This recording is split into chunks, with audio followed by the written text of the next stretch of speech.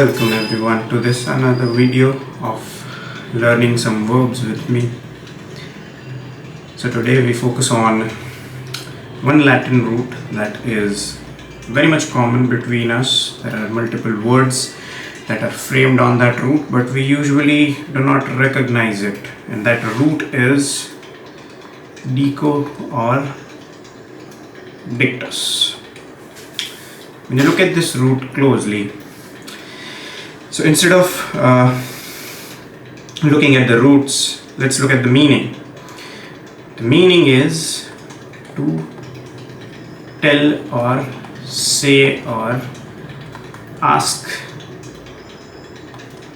to do something.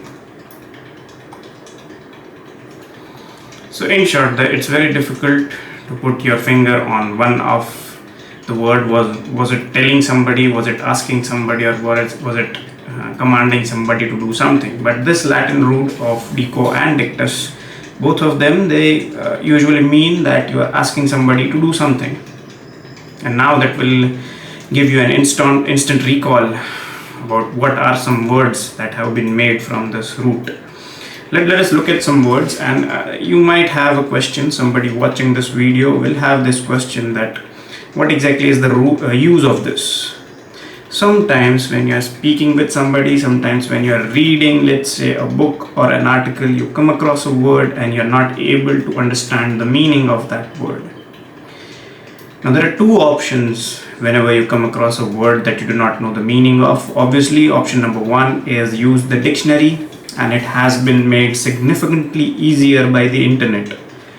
Okay, meaning of any word is simply just a Google search away. That is number one. Number two is, and this is something that we also learn in school, you try to judge the meaning of that word based on the context. So when you're trying to judge the meaning of the word based on the context, knowing the root of that word also helps. So this root, that is dico and dictus, let me write a few words and it will give you an instant recall value. What does that mean? Dictate, dictator,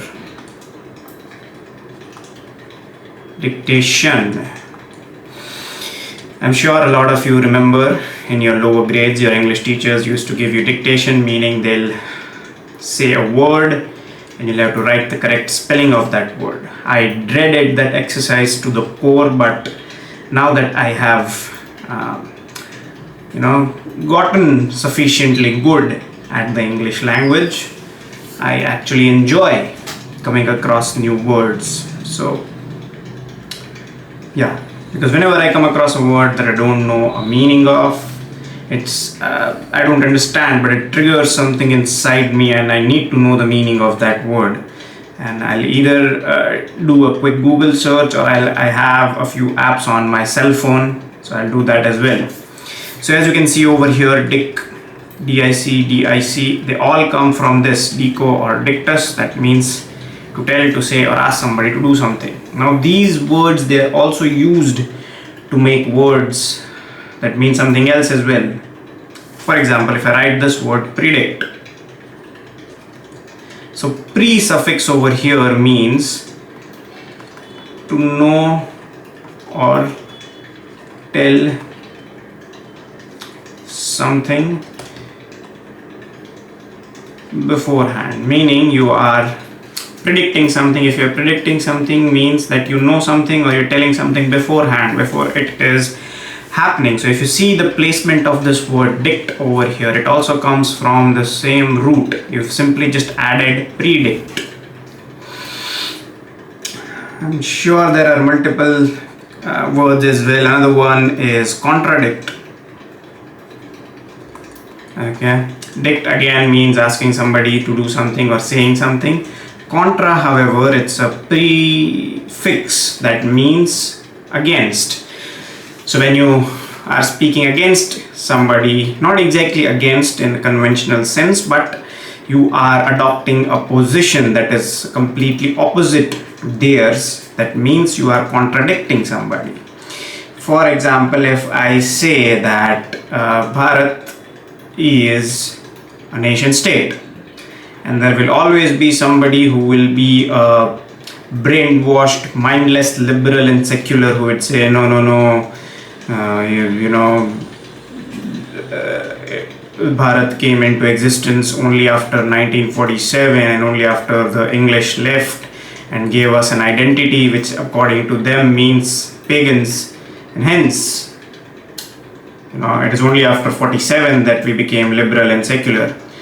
So that is contradicting, but that's again a story for different video. Right now we focus on verbs that we are learning. So contradict meaning when you take a position that is opposite to somebody else's.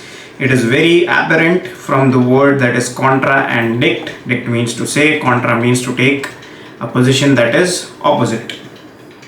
And there is also another word that I want to write, that is addiction.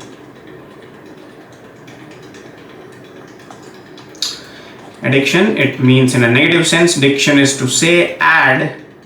However, it means saying yes to somebody, something. So over a period of time, when you develop a compulsion to say yes to something, it becomes an addiction. For example, if I want to make that statement that J.L. Nehru was addicted to smoking, right? So if I make that statement, what does that word addiction means? Meaning Pandit Nehru had a compulsive need to say yes, okay? To say, that is dict, and to say yes, that is add. So he had an addiction towards smoking. So that is how we derive the word of addiction, right? I'm sure you'll come across multiple words, but simply just keeping in mind that this is the root and this is what it means will help you to understand the meaning of the words at a go. This is largely useful for students who are appearing for exams such as GRE and SAT, where they have specific vocabulary questions. So in those exams, it helps to know certain roots, and once when you know sufficient number of roots, it becomes easier for you to realize the meaning of some difficult words, right? That's it for this video of learning some verbs. You can check out my other pages on Instagram and on X. I also post content over there as well. The links to those profiles are mentioned in the bio of my YouTube channel.